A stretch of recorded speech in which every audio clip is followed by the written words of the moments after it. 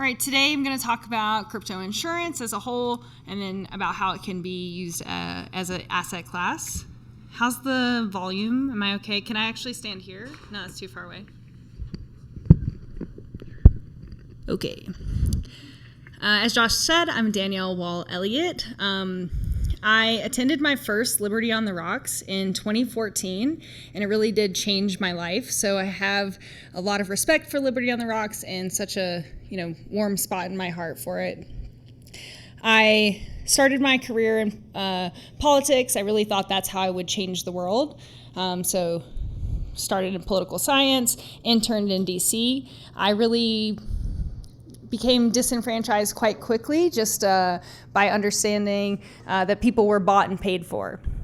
And so I was really looking for, what's next? What was going to reinvigorate me and give me that passion to change the world again? So I started working for Mike Donovan. He's the mayor of Glendale.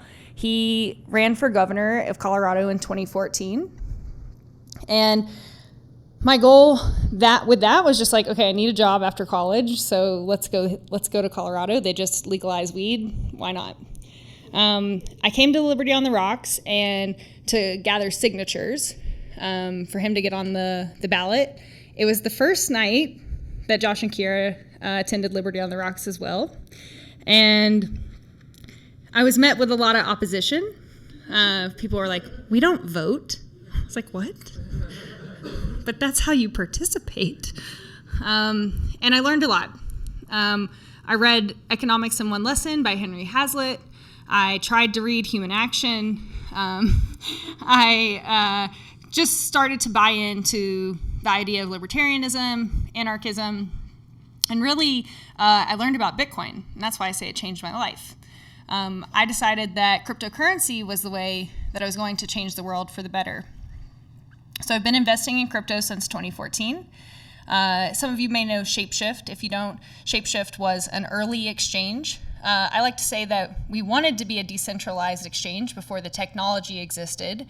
So no KYC, very, very limited custody of user funds. It was kind of like a crypto vending machine. Put in one crypto, get out another. Through the years, regulation cracked down. They really had to abandon their ethos. They started taking KYC. It really just became a place that none of us wanted it to be. Eventually, with the development of DEXs and Thorchain, we were able to stop taking KYC, implement the DEXs, and really get out of the trading business altogether. Shapeshift decided, why not take it to the next level and become a decentralized autonomous organization? So I worked there for 6 years. I took it to its full completion, shut down all the entities, migrated to a DAO, put the first proposal of the DAO and a few more subsequent ones, ran the Treasury Management Committee of the DAO, and just really laid that groundwork. And then I had the opportunity to join Nayms as COO. Nayms is a digital on-chain insurance marketplace. Well, I didn't know anything about insurance. I do now. So that's what we'll talk about today, and we'll get more into what Nayms is. I put this in here just to, show my experience, why I think that, what I have to say matters. I've attended over 25 crypto conferences, probably 6 or 7 in the last year, as well as insurance conferences. I really try to stay on the pulse of what's happening. I have a passion for decentralization, taking power away from governments and corporations and banks, and returning that back to individuals. So what we're going to talk about tonight, the crypto industry is severely underinsured. Only 1% of crypto assets are insured. At today's market cap, that's $830 billion. Typically, that's over $1 trillion. Custodians can't afford enough insurance to protect its users. So I predict that individual crypto insurance is what will be more mainstream. If we're going to talk about crypto, we might as well say, not your keys, not your crypto. So we'll get to that. And, I think it's pretty common knowledge when building your investment portfolio, diversification is key. So we're going to talk about how insurance actually gives you the most diversified portfolio that you could have. The insurance and reinsurance industry needs capacity and is looking for alternative capital. So I'm going to take this opportunity to introduce reinsurance. I'm going to say this again because I think it's important later. The insurance industry, they don't just write $100 million worth of hurricane insurance and then leave that as a liability on their balance sheet. They go and get reinsurance. So insurers get insurance on the policies that they write. They find capital to come in. So typically right now that's hedge funds and pensions. So they come in, they actually earn the premium payments. So that's the yield that they get on the capital that they provide. However, it is risky. If that hurricane hits, the person that put up the capital is responsible for paying out the claims. It's hot up here. You're hot up there. All right. Risking capital for reinsurance is earning yield that's uncorrelated to the market. So that hurricane does not care what's happening with the S&P 500. It doesn't care what the interest rates are. So it is a way to really, truly diversify the risks that are in your portfolio. And then I'm going to end with a prediction of how I see this really advancing over the next 5 to 10 years. And I think that that's just that you can hold even one token to represent many assets and many risks.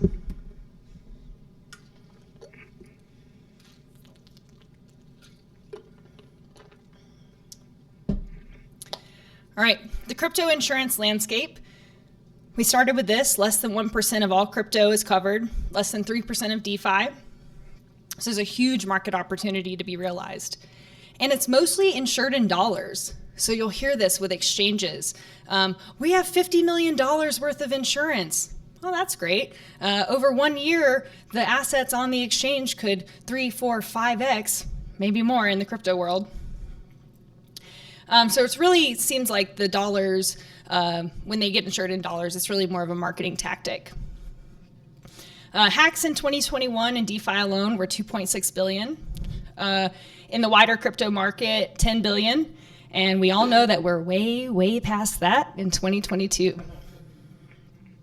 We don't typically, in comparison, we don't typically think about insuring our own dollars or cash or fiat. Maybe you think about, I have FDIC insurance up to $250,000 in each one of your bank accounts. Or if you have cash at home, maybe your homeowner's insurance has some low limits of coverage. But, we have so many insurance policies, but I don't think we think about insuring our money. But now, with crypto, we need to. As I see it, the crypto insurance landscape, the key players, Nexus Mutual, they've done a great job of being the first, being the loudest. Anytime you talk about crypto insurance, you have to mention them. They are a mutual, so they share risk. It kind of eliminates this need for an insurance company. And they have a DAO, and they use their token to vote on the validity of claims. InsureAce is fully decentralized. They cover custodian risk, smart contract vulnerability, stablecoin depegging, and they currently have 142 protocols protected and 347 million in total value covered. And recently, during the Terra Luna depeg, they had 155 policies that they paid out, more than $11.7 million paid out. So this is just kind of proving that if you're going to take a bet on a risky asset, insurance can be there to help you protect against those risks. Breach, they do exchange hack insurance, Coinbase, Binance US, CoinList, and Gemini. I recently bought insurance from Breach. It took me about 5 minutes. I have a limited amount of crypto on Coinbase, but I still use Coinbase, of course, on and off ramp. And so easy, very cheap, and just kind of a why not? If I'm going to take that risk, why not protect myself? And then I have the different types of crypto insurance. So you'll see cold wallet coverage, custodian risk, so that's exchange hacks, smart contract vulnerabilities, risks, and if you're going to start with, they call them initial DEX offering, not just initial coin offerings now. The depeg insurance, protecting your NFTs. DeFi Llama just came out with this after the FTX hack, I guess it wasn't a hack, it was really a fraud, a theft. It was all of the above. Yeah. And so they're saying, these centralized exchanges, they're being transparent. They're showing you what they have, on the books. And so this is $92 billion just across these 8 exchanges. And I can guarantee they don't have $92 billion worth of insurance policies or coverage. So my take is custodians need insurance, and I really respect the ones that do, search for it. It's not easy to get. When I was in about early 2020, I was working with Fireblocks to try to see, maybe we would move some of Shapeshift's funds, which were mostly in hot wallets and cold wallets, to a pseudo custodian. Fireblocks offers a bit of custodianship, but you still own partial of the private keys, so no one could move the funds without your permission. And they touted $50 million of insurance coverage. And I'm like, wait, for my account? Like, no, for the entire Fireblocks, custodians. Like, well, I'm trying to put $100 million into their custodianship, so how does that work? And it would really be first come, first serve. So again, a lot of these times, it is a marketing tactic. Copper, just this week, announced $500 million worth of insurance. This came from Aon. Aon is actually a huge traditional insurance provider. They have the largest UK insurer by market cap, and they participate with the Lloyd's of London syndicate. Lloyd's of London is not an insurer. They are an insurance marketplace, and they're old, and they're antiquated, and they're 350 years old, and Nayms is going to replace them. They're not going to make it. So the insurance provides cover against employee collusion, third-party theft, physical loss, or damage to digital assets looked after by the company. So I think this is a step in the right direction, but I think actually individuals insuring their own crypto is the way to go. So we'll get there. Binance, if you've heard, has the SAFU fund. Something bad happens at Binance, CZ gets on Twitter and he says, don't worry, your funds are SAFU. And so SAFU is this emergency insurance fund created in 2018. In 2019, Binance was hacked for $40 million. No customer funds were lost because they used this SAFU fund. So this big headline of $1 billion, that insurance is great, but Binance's total holdings are $75 billion. So it's really a drop in the bucket. Now this one, it's fresh, it's an open wound. And I think we can get more into FTX in the question and answer. But really, if you've been hiding under a rock or maybe you're not that into crypto, this past week, 2 weeks, FTX used $10 billion of its customers' funds in its owner's trading firm and subsequently lost it all. So they filed for bankruptcy, and then we're seeing this contagion happening throughout the industry. Now, $10 billion, that's crazy, and a lot of individuals were affected, but worse than the individuals are the institutions, the other crypto companies that had their funds there. So BlockFi, another centralized service, is filing for bankruptcy with loans. They're a lender. Another crypto lender, Salt, has halted withdrawals, and we can likely assume they're following this bankruptcy path. I don't know that for sure yet. Yeah. So I think this is a good time to pause and give my PSA. If you learned nothing else from me tonight, this is the message to take home. Not your keys, not your crypto. And we have tried to preach this in crypto. We've tried to say it again and again, but gosh darn it, those exchanges, they're just so easy to use. And you don't have to write down a silly 12-word phrase and back it up anywhere. But I do think, self-custody, it is the reason why we should be so passionate about crypto. If we just make crypto banks, well, we haven't done anything different than the dollar. And so make sure, if you want to talk to me afterwards, I'd love to tell you about hardware wallets or how to back up your seed phrase. I pulled these 3 tweets. First one, I just find it hilarious that it's like JP Morgan, the centralized fucking bank of JP Morgan, says all the recent collapses in crypto ecosystem have been from centralized players and not from decentralized protocols. So if you're self-custodying your own funds, if you're using DeFi, you're probably safe. Maybe you have a smart contract risk, maybe you have a few risks there, but at least you're your own bank. With great power comes great responsibility. It's not easy to self-custody your own funds. You should take it very seriously, but you should consider it. And if you have funds on an exchange, I would recommend getting them off. Build systems that don't take customer funds in the first place. Well, it seems like a no-brainer, but we continue to make the same mistakes in crypto again and again. Here, give me your money. I'm trustworthy. I won't spend $10 billion. I actually had a dream, because I've been spending so much time in this world, that I had lost billions and billions of dollars. It was very scary. And then the last one, of course, if you think FTX is bad, wait until you hear about the Federal Reserve. All right, so this idea of custodian insurance, which I think is more a marketing scheme more than anything, and maybe just to help them raise funds and make their lawyers more comfortable or make their auditors more comfortable, versus individual insurance. So large custodians, they can't afford, nor could they even find enough coverage to insure all customer assets. Can CZ go find a policy for $75 billion worth of coverage? No, he cannot. So Coinbase and Bitstamp, they reportedly have, crime policy limits. They don't state it publicly on their website. BitGo has a 9-figure policy through a Lloyd's of London syndicate. FTX US had a $7.5 million policy from Aon. It's not even going to go into effect, because of the way that the funds were lost. So it was pretty much pointless.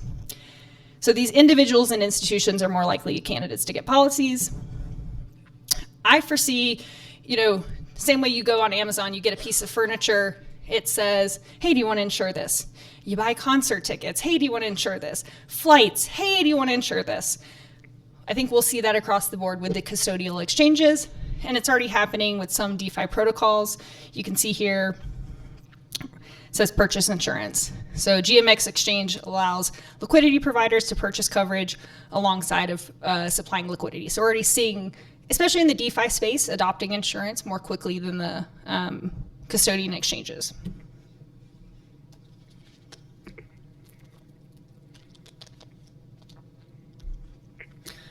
So why does crypto need insurance? To promote the mass adoption of crypto.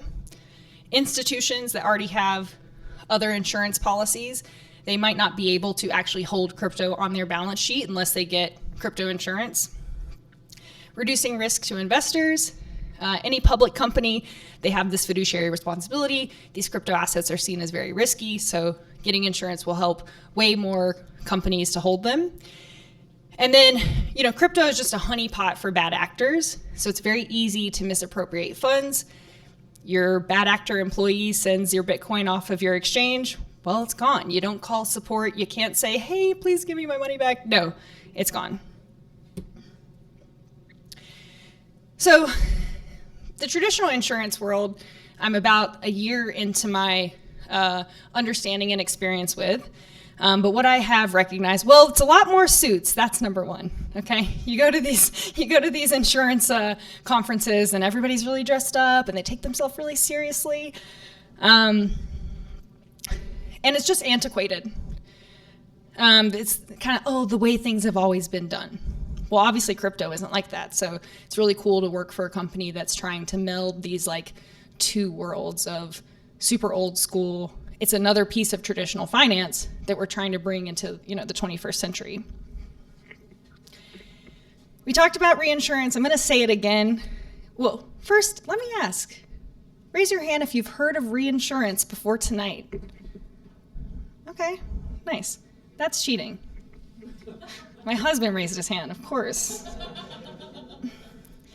So insurers, they get reinsurance. They don't just leave this liability sitting out. I like to use hurricane insurance, parametric insurance as my example a lot of times. But if you think about, say, auto insurance, okay? An insurer, let's say, you use $100 million, I like round numbers. They bundle $100 million worth of auto insurance policies. Well, it's unlikely that all of those policies would be claimed at the same time. but those premiums are going to be much lower. And so if I'm looking for reinsurance, I might go find $100 million worth of reinsurance, but the return might be like 2-3%. But the hurricane, and if any claims get paid, you're on the hook. The hurricane insurance, things that are much more risky, you're earning 10, 15, maybe even 20%. You're earning like DeFi yields, but it's really risky. The hurricane hits, gosh, you might be paying 70, 80% of the claims, so you might lose quite a bit of money.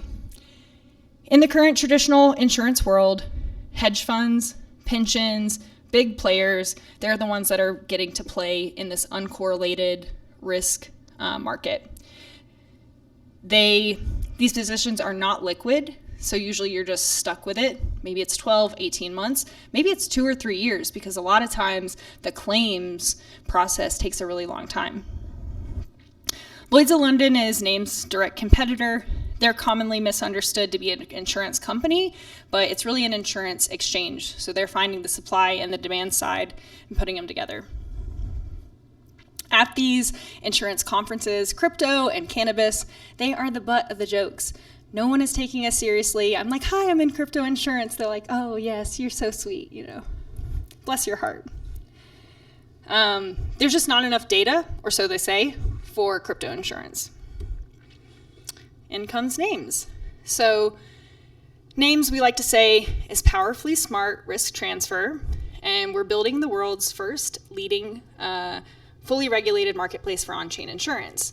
So we're fully regulated through Bermuda. The capital that comes onto, our marketplace has to be from accredited investors. But I do see, we need to just get the industry to buy in. And then I do see a world where we actually can open up to the entire, crypto space and crypto industry. So I'm going to go over 3 areas where I think that Nayms is revolutionizing both the traditional insurance space, the crypto insurance space, and just this idea of, bringing a alternative way to earn yield. So first, the Nayms platform runs on the Ethereum blockchain. It facilitates more efficient insurance processes. So this raising and trading of capital, the capital that comes in is actually tokenized, and then you can trade it. The writing of the risk, so you actually issue the policies on chain. The premium payments are paid on chain. And so with this, we now have the ability to write coverage in the native crypto assets. And so if I want to get a policy, I talked about my policy with Breach, it was for, $8,000. But that native crypto amount could vary up and down. And so now I can get the ability to write coverage in that native crypto amount. So it's 8 Ethereum, not in dollars.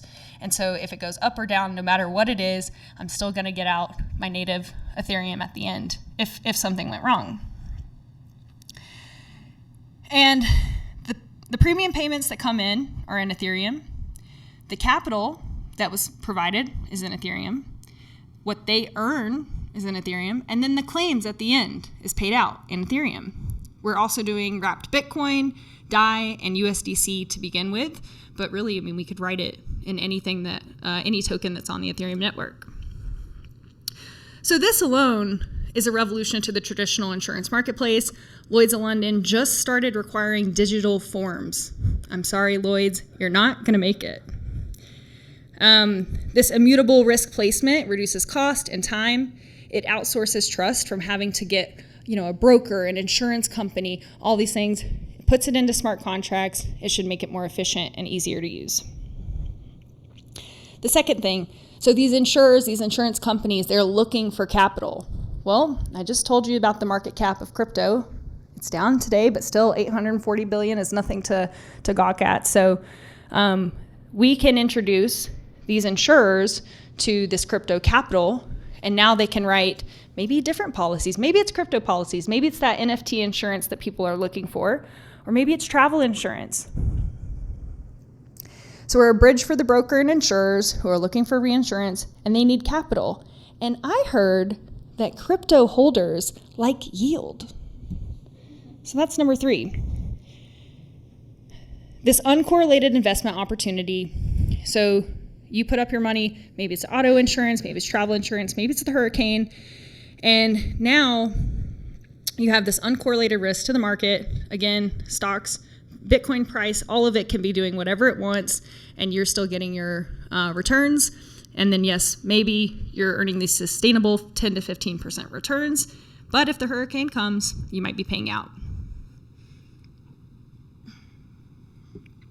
Then the other revolutionary thing is the tokenization of these assets. So again, we said in the traditional world, it's very illiquid. You're not getting in and out. It's your money's locked up for months and months and months. And so what we'll be doing on our marketplace is having a secondary trading market. So your participation tokens, you can actually go and trade. So that hurricane is off the coast, and I don't want to risk it. So I'm going to go sell those at 60 cents on the dollar. I'm going to take a loss, but I'm not going to take a full loss. But then Kiera, she has information that the hurricane is not going to be hitting, so she's going to come scoop them up for a deal. Call me. So Nayms, it's not just for crypto insurance. Obviously, we're well poised, if an exchange or any of these crypto insurers wants to come and get reinsurance, it's easy. They already accept our technology. But what we've found is our first clients that are coming to us, they're not crypto insurance. They're the travel insurance. They are traditional insurers that are just looking for capital, and we can provide it to them, not through our own balance sheet, but through our relationships and our network. And so we like to say that Nayms is transparent, it's traceable, and it's tradable. And I said I would end with my prediction for the future. So with the opportunity, well, first let me talk about Index Co-op. So if you haven't heard of Index Co-op, what they do is they produce index tokens. And so one of them is called BED, which is Wrapped Bitcoin, ETH, and DAI. And so now you hold one token rather than three, and you get exposure to all three of those assets. So my prediction and what I would like to see is someone could come in on Nayms. So what we call ourselves is a segregated accounts company. It's really like a compliance term. But what it means is that each account on Nayms has its own balance sheet, and it's separate from everything else. So if one blows up, they're not taking the funds of any of the other participants in the marketplace. So someone could come in, and you don't have to just invest in one cell. So say I'm an accredited investor, I got loads of money, and I want to just put a little bit across the board in all of them to have this really diversified portfolio. Well, I think that then that person could go and make an index token. And so like I said, we're only doing accredited investors, we're fully regulated, but I do see this opportunity to open it up to the wider crypto ecosystem to hold an index token that could then represent these, multiple risks. And so maybe one is hurricane, very risky, very high returns, but maybe one's auto insurance, less risky, still some decent returns. I mean, better than what you're getting in your savings account at the bank. So that's my idea for the future. Maybe in 5 or 10 years you see this and you're like, oh yeah, Danielle said it first. So just to wrap, we already did this slide, but it's a good refresher. The key takeaways from my talk today. The crypto industry is severely underinsured. What percentage of the crypto industry is insured? 1%, that's right. Custodians can't afford enough insurance to protect its users, so individual crypto insurance is the future. So don't rely on them to insure it, rely on yourself. You are your own bank. Also, get your money off of the exchanges anyway. Not your keys, not your coins. If you have any questions about that, please come talk to me afterwards. Kira is obviously another great resource. We know about hardware wallets. We know how to advise you on just making sure that you're protecting your private keys. When building an investment portfolio, diversification is key, and I think insurance is a huge part of that. So the insurance and reinsurance industry, they need capacity. They're looking for alternative capital, and I think they'll find that in this crypto ecosystem. Then the crypto ecosystem is looking for yields. So I think they're going to find that in this reinsurance marketplace, and it'll be uncorrelated to the market, which is even better. And then my prediction, in the future, you could just have one token that could give you exposure to many different insurance risks. And I just want to close and say thank you to Liberty on the Rocks. Again, my life was changed for the better by coming to these events. I am a proud patron of Liberty on the Rocks, and I would encourage you to do the same. For less than the price of a coffee a month, you can support what they're doing. You can support this chapter and just make sure that that beer cooler stays full, and I'm sure a few other things. So yeah, if you want to take out your phones now would be a great time to commit to a monthly donation to Liberty on the Rocks. And I'd be happy to take any questions, and that's it for me. Thank you.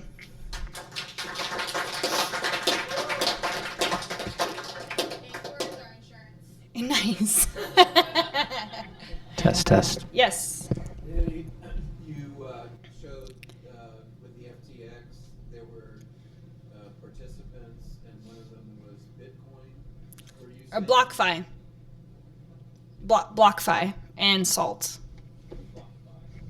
So lenders, people that were giving out crypto loans but taking up your collateral and holding it themselves. You can actually do this in DeFi, where you put your collateral in a smart contract and you don't have any of that risk. But sorry, go ahead, I interrupted you. But my question was going to be, did Bitcoin take any losses, or people that own Bitcoin take losses from the FTX? Well, we sure did take a hit in the price, just the overall sentiment in the market. I think, we'll be suffering. Way back in the day, we had Mt. Gox, and that was really this first exchange hack. And it is you see people with t-shirts and it says Goxed. It is a key moment in the timeline of crypto history. This FTX exchange hack, or I keep saying hack because it just rolls off the tongue. The fraud, the theft of $10 billion of customers' funds will be a landmark example of the failures of centralized exchanges. And yeah, I think some people definitely are attributing it to the whole space. There's actually a website where you can go and see every news article that's ever said, Bitcoin is dead. And I think I saw it a few times this week as well. It's oh, well, this is the final nail in the coffin for crypto. It's not. We're still building. We're still here. And there's still plenty of, decentralized options for people. And yeah, if anything, it's really a failure on banks and on, our traditional money that we have. So just to be clear, so Bitcoin owners have suffered the loss of the devaluing of crypto in general due to the FTX. And a real black eye on our pride. Okay. Mm-hmm. Thank you. Rodney. So how robust is the yield farming application, and how does a regular person take advantage of it? In insurance, or yeah, well, so like I said, with our Nayms marketplace, it will be accredited investors first. We're trying to do everything above board. We're fully regulated. So if you can meet those accredited investor standards, I think it's having $1 million or, making more than, I want to say $250,000, in a year. You can join, you can go through the KYC process and you can earn these yields. But I do see a future where, well, we're the ones doing it in a regulated way, but it doesn't mean someone couldn't go do it in a fully decentralized way and expose people to these risks. Check out InsureAce as well. So InsureAce, ACE. They have a token, Insure, and they're doing this in a fully decentralized way. It's not quite a marketplace, but their token does provide capital for the different types of insurance that they provide, smart contract coverage and so on. So I think that one's one that everybody could go get involved with today. Yep. If you're managing your own keys, then what type of claims could you end up filing? What type of fraud? Yeah, so in the traditional insurance space, there's something called crime and specie. Specie is just specialized coverage. And so pretty much a lot of the cold storage theft falls under crime policies. And if you have cold storage, I guess you could have loss of your keys. That one would be pretty hard to prove. You could take the insurance claim and then 10 years later you got it memorized and could go get those funds. But I think that one's more as well, just theft. I know that the breach the exchange hack also covers, sometimes there'll be like the scams, like, hey, I'm Coinbase support, give me your login. And people do it, if you fall for different hacks, some coverage will protect you from that as well. I think that's about it. It was mostly like crime or theft. So then it's mostly for like custodial No, I mean, you could. insurance. Right now, the insurance space is really, they're only taking people that can pay the $50 million or the $500 million. Like, they're the ones that they want to, insure. But in the future, I think you'll be able to get those individualized policies. Yep, right up front, you. Yeah. So my question regarding, you said you are fully regulated. So does it mean you obey the government policies? Yes. Oh, this is a great one to touch on. So I'm a regulator hater, okay? But I've really changed my tune. We are fully regulated through Bermuda, and Bermuda is the third largest insurance market in the world, London and New York, and then Bermuda. And they are so friendly to digital asset businesses. And so we hold 2 licenses, the Innovative Insurer General Business License and the Digital Exchange or Digital Asset Business license. They meet with us once a month. I can meet with them anytime I want. I can ask them, hey, is it cool if we do this? Hey, we want to launch our token and we want it to give, we want people to be able to share in the profits of our marketplace. They're like, oh yeah, okay. They are working with us. They want us to succeed, and they want digital assets businesses to be there. Circle, one of their entities, is there. Unfortunately, BlockFi was also there, so now the BMA is like giving it an extra little look. There's industry associations in Bermuda. The BDA, which is the Bermuda Development Agency, they are focused right now on bringing crypto business to Bermuda.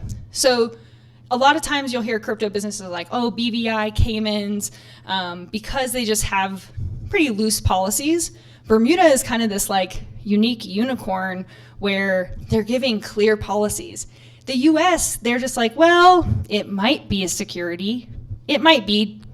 Why don't you guys raise a few $100 million and then we'll decide, and then, they're fining Kim Kardashian $1 million for posting one Instagram story, but they probably won't convict Sam Bankman-Fried of anything.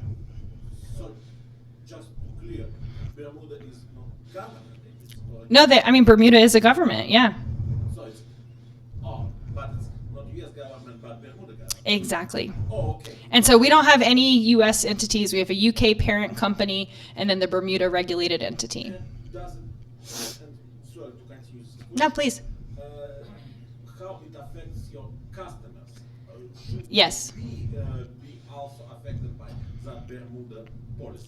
Yeah, I think Bermuda, if you're familiar with KYC, there's like Fat F compliant countries that you have to deal with where you can have simplified due diligence versus enhanced due diligence. Of course, you can't work with Iran, North Korea. Sometimes the US is looped into that. And yeah, you have to follow the sanctions and everything. So they have their own set of rules that we have to follow as a financial business. But they are just very, very open to what it is that we want to do. Yeah. JD? So I'm curious about like the nature of the nature of the risks that you insure. Is there some sort of frontier on that? Like, I'm thinking, okay, insuring DeFi in my mind is sort of like in the same world, so it's probably easier, and that's why you started there. But then, how do you step out and start insuring, flights and fire and whatever? So it's actually the opposite of what you said. Really? The underwriters, so in one cell on the Nayms marketplace, there's an insurer, there's a broker, there's an underwriter. The travel insurance industry has so much data. Our actuaries are like, oh, we know how to price that. So we do hold the insurance license, so we are checking that we agree with the rates, we agree with how much coverage they're doing, it goes through our insurance committee. We do have to make sure that it's above board, but the traditional insurance is easy because there's the data behind it. And so that's actually what we're finding will probably be our first clients. Travel insurance, and then some parametric insurance, which usually is like hurricane or wildfire. And so another pilot program that we'll have is, instead of being like, I talked about this like 100 million for hurricane insurance, it's actually just a extra policy that any of those insurers can get. And if the total loss on the whole industry is over 10 billion, they get 5 million. It's just an extra, like some people even, it's called like retro insurance. So it's even after reinsurance. And so they're just easy.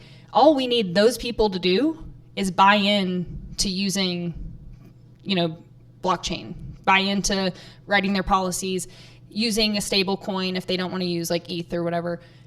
That's all we have to convince them to do. For the DeFi insurance, InsureAce, I love them. I think they're amazing. But will they be able to pass KYC? We don't know. They're a DAO. Like, how can we put them through this process? And then, our actuary on staff, he just doesn't have the data to go back. And so we're like, hey, give us some 5-year projections. He's like, what? Like, come on, you can do it. From what? So, I've hooked him up with Chainalysis. I think they're, they have all the data. That's the one good thing, is everything is transparent. It's all on chain. But now you have to analyze it, figure out what hacks happened, and then what rates can you give. But then the fact finding is no longer decentralized, right? It's basically now you're relying on outside entities to tell you, yeah, the hurricane actually happened.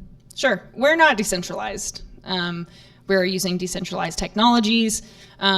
Something like Nexus Mutual is much more decentralized. They are using their token holders. They're taking a vote. They're kind of using that as their oracle. So there's definitely decentralized versions of this, but we're not. Hi. So in like traditional insurance marketplaces, whether it's home insurance, insurers usually like diversified risk. So they're not going to have all the policies that they write be in evergreen, because there's higher fire danger in evergreen than there is in like Lakewood or Denver proper, right? Or they don't want all the cars they insure to be in Denver because we get hail damage every single freaking year. Yep. They want it also to be in California because they don't get hail damage. They're not going to lose all of their risk there. With that in mind, and how insurance has really worked like diversified risk and decentralize that risk, do you think that crypto insurance is going to aid in decentralization, or do you think that in order to prove that these exchanges and centralized institutions are trustworthy, it's going to result in more centralization because they're trying to be more reputable in order to get a better insurance policy? So, like, which way? I thought you were going to ask me a softball question. So what I think will happen in terms of like decentralization and how do you choose what exchange, you're going to go with? Like, okay, fine. You want to use a crypto exchange. You could go and look at the insurance rates of those crypto exchanges. And so someone like, Binance is saying, hey, we're going to have proof of reserves. Well, maybe that premium is only, $200 for the year. But if you go to, I don't know, Qcoin, and maybe they haven't, shown their proof of reserves, well, maybe it's much higher. So I actually think that insurance, when it is more mainstream in the crypto space, will give you this kind of gauge of what's risky and what's not. I'm not sure that I answered like the question about like, the diversified assets that insurance companies, use. That's kind of all their secret sauce anyway. And we're actually getting some pushback in that space because we're putting it all on chain. We're putting what their rates are. We're putting what the broker's rates are. You can go and see how many policies, what the premium payments were, what the capital was that was raised. So some of them are like, whoa, whoa, whoa, like we don't want this to be public. But I actually think that is what's going to take this whole industry to the next level. No longer can you have the broker that just adds the extra 2%. You're going to go with the best deal, the most efficient one, maybe the one that's most diversified in its policies. So yeah, I think overall, just anytime we can eliminate middlemen, anytime we can promote transparency, I think the end user will benefit from that. Yes. Come on, be nice. So how do you guys deal with large collapses, and what is sort of like the history of payouts for the entire industry and for you guys? So like when UST was a thing, everybody was getting insurance for UST, but everyone was kind of wondering, is this insurance even useful? Are we going to get paid out?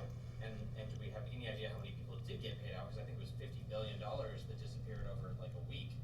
So how would you guys deal with all that? Yeah, so the great thing about our company is we're not the insurance company. So while we will help facilitate claims, I didn't really even introduce our token element. It's just a whole nother idea. But like Binance has its SAFU or reputational fund, Nayms will launch its token, sell its token through its Nayms discretionary fund.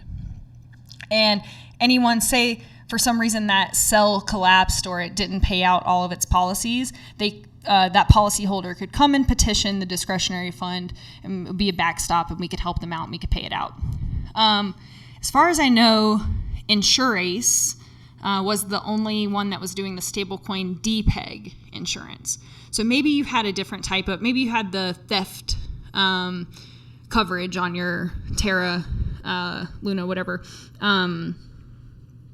And so, it wasn't technically that, so maybe your policy wasn't paid out. But I do know that those 155 policy holders that did have the DPEG insurance, they were paid out, they were made whole $11.7 million. So if you're meeting all, I'm sure we've all run into it. It's like, oh, I accidentally went to the wrong doctor and now I have to pay the full cost. Or, oh, I remember I drove my car out of the state for too long, and so then my insurance didn't cover it when I got in a wreck. So, of course, you have to read the fine print. You have to know what your policy is actually covering. But if you are getting it in that example for that specific DPEG, but I also think it was like you couldn't be moving it. You couldn't be, it couldn't be held in an exchange. It couldn't be this. It couldn't be that. So there were rules around it. But they made right by their people, so. Yeah, it was a success story. I love to use that one as a success story of our industry. Last question? You mentioned your accredited investors, and I'm sure most of them are depositing dollars. How do you manage the currency risk? We do not deal in fiat at all. So all your accredited investors are